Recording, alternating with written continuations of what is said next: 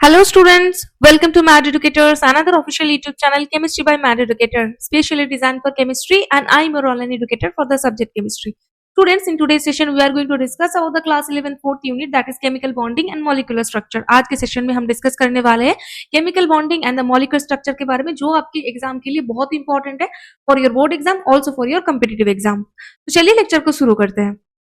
Previous lecture में हम cover कर चुके हैं different kinds of bonds and their formations. Okay, so आज के लेक्चर में हम कवर करने वाले बॉन्ड पैरामीटर्स. ठीक है, सो इसमें क्या है कि बॉन्ड लेंथ. ठीक है, बॉन्ड लेंथ किसके ऊपर डिपेंड करता है? The equilibrium distance between the nuclei of the two bonded atoms in a molecule.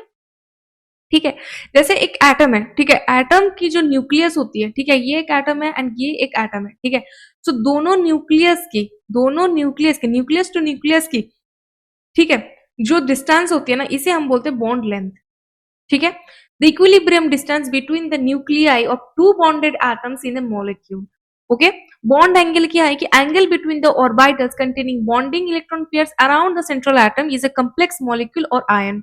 Bond angle मतलब बॉन्ड एंगल मतलब मॉलिक्यूल्स के बीच, एटम्स के बीच जो एंगल है. ठीक है, एटम्स के बीच जो एंगल्स है, ठीक है, उसे हम बोलते हैं bond angle. Like the angle between the orbitals containing the bonding electron pairs, BP, यानी कि बॉन्डिंग इलेक्ट्रॉन पेयर्स है ना ऑर्बिटल्स में या फिर सेंट्रल एटम. इसके बाद और भी ज्यादा डेफिनेशंस जो है ना, ये बॉन्ड एंगल की चेंजेस होते रहेंगे.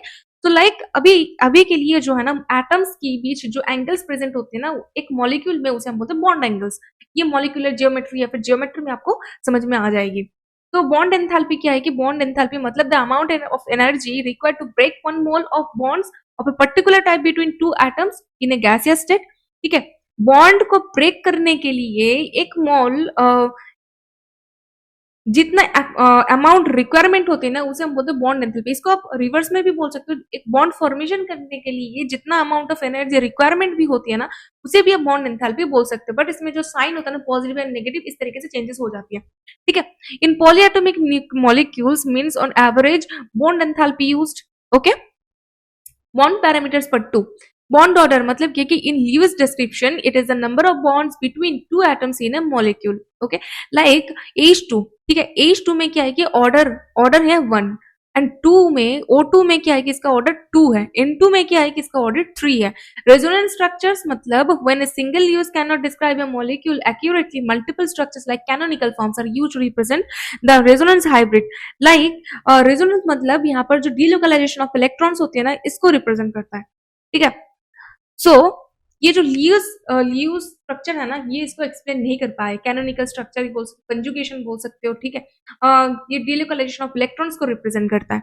बॉन्ड पोलैरिटी मतलब it heteronuclear molecules like HF, hydrogen fluoride, the shared electron pair is displaced toward the more electronegative atoms creating a dipole moment. Bond polarity मतलब एक ही बॉन्ड, कोई भी कोवेलेंट बॉन्ड है ना, तो इसमें जो इलेक्ट्रोनेगेटिव एलिमेंट्स प्रेजेंट होता है, ठीक है, कोई भी इलेक्ट्रोनेगेटिव एलिमेंट्स प्रेजेंट होता है एक, तो इलेक्ट्रोनेगेटिव एलिमेंट्स क्या करता है, जो भी शेयरिंग ऑफ इलेक्ट्रॉन्स है ना, वो अपनी तरफ पूरे इलेक्ट्रॉन्स को ना पुल कर लेते हैं. ठीक है, इससे क्या है ना कि टोटल जो नेट डाइपोल मोमेंट प्रेजेंट होता है ना, सो वो वन साइड शिफ्ट कर जाता है. तो एक डाइपोल मोमेंट क्रिएट हो जाती है. बेसिकली क्या होता है, देखिए, अगर एक electronegative element like oxygen, nitrogen and fluorine, इस टाइप के कोई इलेक्ट्रोनेगेटिव एलिमेंट प्रेजेंट होता है, या फिर 2 मॉलिक्यूल्स या फिर 3 मॉलिक्यूल्स, कोई भी मॉलिक्यूल्स अगर फॉर्मेशन हो रहा है ना, उसमें जो एटम्स की प्रेजेंस है ना, इस एटम्स में कोई भी ज्यादा कंपेरिजन में ज्यादा इलेक्ट्रोनेगेटिव एलिमेंट अगर प्रेजेंट होता है, ठीक है, दोनों में ज्यादा जो भी इलेक्ट्रोनेगेटिव एलिमेंट है ना, ठीक है, वो क्या करेगा, वो जो बॉन्ड है ना, उस बॉन्ड में दोनों की जो इलेक्ट्रॉन्स की शेयरिंग है ना, उसको अपनी तरफ पुल कर लेता है. ठीक है, इस वजह से क्या होता है कि डाइपोल मोमेंट की फॉर्मेशन हो जाता है. लाइक यहाँ पर आप देख सकते हो हेटेरोन्यूक्लियर मॉलिक्यूल है. ठीक है, ये होमोन्यूक्लियर में नहीं हो सकती, क्योंकि होमो में दोनों की ही एनर्जी सेम होता है. ठीक है, हेटेरो में क्या होता है कि 1 मतलब H एंड F. ठीक है, यहाँ पर हाइड्रोजन जो है ना इलेक्ट्रोपॉजिटिव एलिमेंट है, एंड यहाँ पर जो फ्लोरीन है ना मोस्ट इलेक्ट्रोनेगेटिव एलिमेंट है. ठीक है, एंड इन दोनों की जो बॉन्ड फॉर्मेशन होता है ना, HF. ठीक है, तो इसमें क्या है ना कि ये जो फ्लोरीन है ना, अपना जो इलेक्ट्रॉन्स की शेयरिंग है ना, ये अपने तरफ पुल कर लेता है. ठीक है, इस तरीके से. ठीक है, सो इस तरीके से जो डाइपोल मोमेंट है ना, इस तरीके इस साइड पर मतलब शिफ्ट हो चुका है. सो यही मेनली बॉन्ड पोलैरिटी. देखिए ये जो बॉन्ड एंथैल्पी है ना, bond enthalpy is amount of energy required to break one mole of specific covalent bond in gaseous molecules like A and B, दो मॉलिक्यूल, दो एटम्स की फॉर्मेशन से एक मॉलिक्यूल फॉर्मेशन हुआ है, ठीक है। बॉन्ड एंथैल्पी बॉन्ड ब्रेक करने के लिए यूज होता है यूजुअली। सो बॉन्ड एंथैल्पी, ठीक है, प्रोवाइड करने से क्या है कि ये बॉन्ड ब्रेक हो गया है एंड ये बॉन्ड ब्रेक होकर सिंगली एटम्स फॉर्मेशन कर रहा है, ठीक है। Molecular fragments, molecular fragments form किया है, ठीक है। तो जैसे हाइड्रोजन एंड हाइड्रोजन की अगर आप देखोगे कि 436 किलो जूल पर मोल, इसे जो रिप्रेजेंट किया जाता है ना बॉन्ड एंथैल्पी को, इसको बेसिकली किलो जूल पर मोल इस यूनिट से रिप्रेजेंट किया जाता है। एंड अगर क्लोरीन क्लोरीन के देखोगे, ठीक है, सो 243 केजे पर मोल होता है। देखिए ये जो डिफरेंट काइंड ऑफ वैल्यूज आ रहा है ना, जिसमें ज्यादा वैल्यूज है ना, मतलब क्या है कि बॉन्ड जो है ना, बॉन्ड ज्यादा स्ट्रॉन्गर है, ठीक है। it signifies it signifies the bond strength, bond strength. higher values higher values indicate stronger, indicate stronger, more stable bonds, okay. And breaking bonds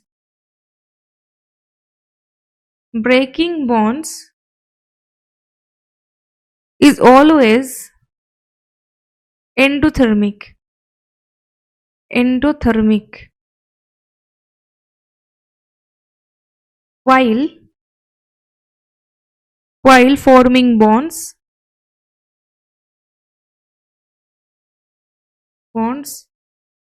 releases energy.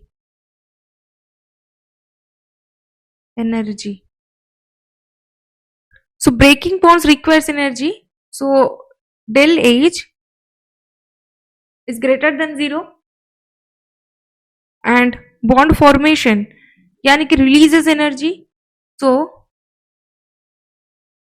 less than 0, ठीक है।